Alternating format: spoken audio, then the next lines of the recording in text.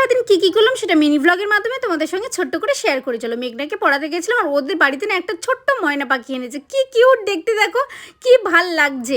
তারপরে আমি ইরফানকে পড়াতে গেছিলাম, কাকিমে সুন্দর করে মুড়ি মাখা করে দিয়েছিল, বেশ টেস্টি হয়েছিল কিন্তু।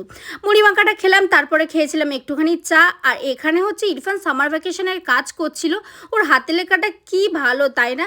সত্যি বলতে আমার প্রত্যেকটা ছাত্রছাত্রীর হাতের লেখা খুবই সুন্দর, আমি সবসময় সুন্দর করতে বলি, এটা আমার রুল।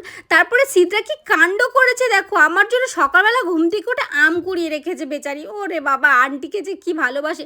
আমার প্রত্যেকটা ছাত্রছাত্রী আমাকে ভীষণ রেসপেক্ট করে, তার সাথে ভালোবাসে।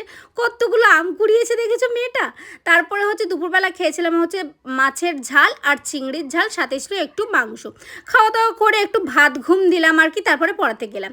আর পাপা রাত্রেবেলা এখানে দেখো পরোটা আর ডিম বানিয়েছিল। তোমাদের মিনি ব্লগটা কেমন লাগলো অবশ্যই কমেন্টে জানাতে ভুলো না। আজকের মতো আসি, টাটা।